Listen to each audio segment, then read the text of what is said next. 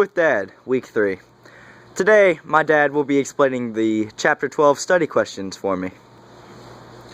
How y'all doing tonight? It's a cold night on Del Mar. It's chilly. But tonight I'm going to learn you something. I'm going to learn you about American history.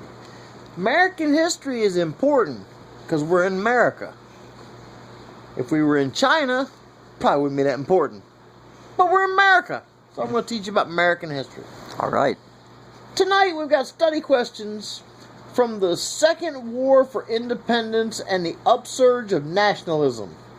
Well, first of all, if they turn the pumps on, you wouldn't get an upsurge of anything. Okay? But no one turned the pumps on, evidently, so you get all this nationalism flowing all over the place, okay?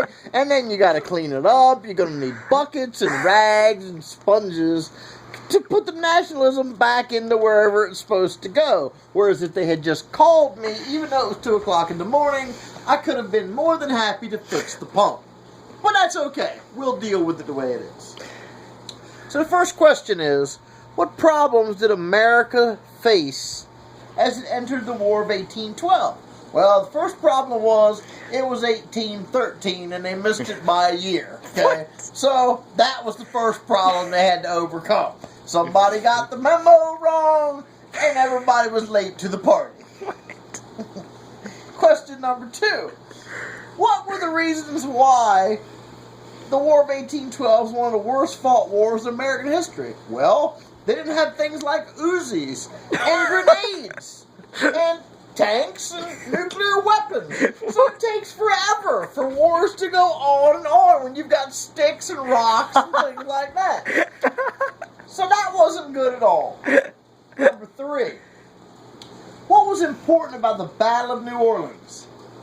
Well, at that time it was really New Orleans because it hadn't been around very long.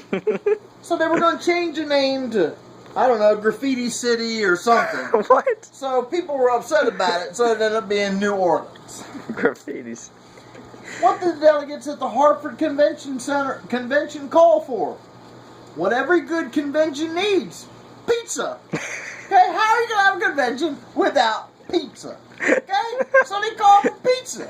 Luckily the Noid was on call. What? Things went bad. There was no pepperoni. It got ugly.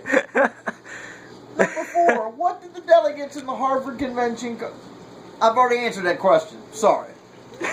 Number 5, what was the result of the Hartford Convention? Well, nobody got pizza, I can tell you that, okay? I can tell you that, okay? And the next year they moved it to Vermont, hoping for better pizza. 6, what were the results of the War of 1812? Dead people. Lots and lots of dead people. And no pizza. What was the Rush-Bagot Treaty? Who has a name like Bagot, first of all? You couldn't have picked like Smith or Jones Treaty? No. Bagot? Nobody even cares what the treaty was. It was probably something about where they need to order pizza. What?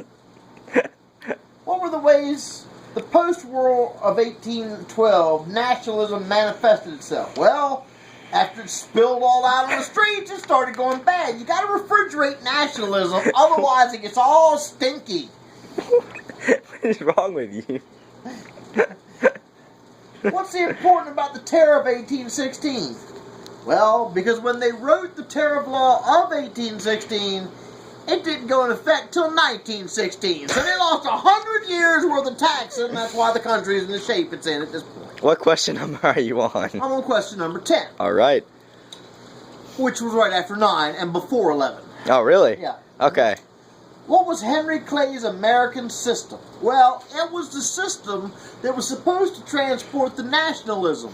Obviously it failed because there was nationalism all over the cities and towns and countries and it smelled bad and nobody turned the pumps on. What was the reaction of the different parts of the nation to Clay's proposal? Well, the problem is when you propose things to Clay, Clay sticks all over the place, especially if it's rained and things like that. Clay gets nasty, okay? Now, you can build things like mice and men, things like that out of clay, but... What? Okay. Number 12. What was the era of good feelings? That's when everybody sat around and smoked pot. Okay? Lots and lots of pot. The worst part was they couldn't get a pizza delivered. 13. What caused the Panic of 1819? Impact? Impact of what? No, the Panic of 1819 was caused because not only could you not have pizza and you had pot, there was no beer. Okay? How you supposed to have pizza, pot, and beer, and then you got a party going on, and you only got one thing? I would be panicking too. What was the Missouri Compromise? The Tallmadge Amendment. Well, if you got the answer in the question, why would you want it? The Missouri Compromise was the Tallmadge Amendment. Duh! Sheesh. What constitutional interpretation did Marshall favor in his Supreme Court decisions? Well, he favored clothing. That's why there's a department store called Marshall, okay?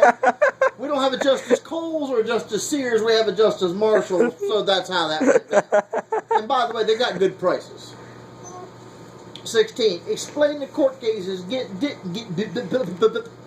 Gibbons versus Ogden, McCullough versus Maryland, and Dartmouth versus Woodward. How many cases are there? Okay. Gibbons versus Ogden.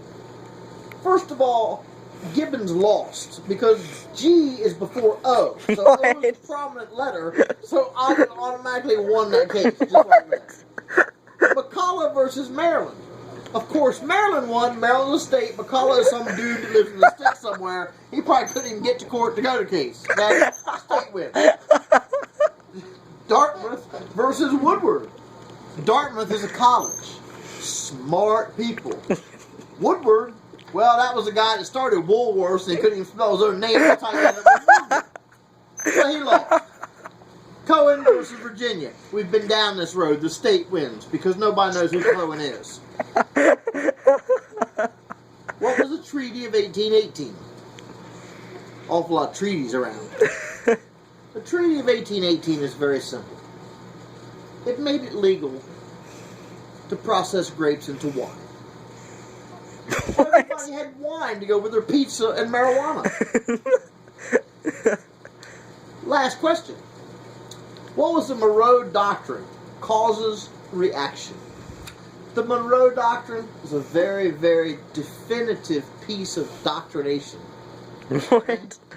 If you take it and you put icing on doctrination, okay, it becomes tasty and sweet. Okay? So the reaction is you get diabetes. What? Okay? Because you put too much icing on your doctrine. Okay? Now, as far as the cause is because you put too much icing on your doctrine, you got diabetes. So my suggestion to you is use low-fat icing next time when you're making your doctrine. And that's all for the questions for this week. So thank you all for joining in and letting me teach you about American history. Tune in next week. Thank you.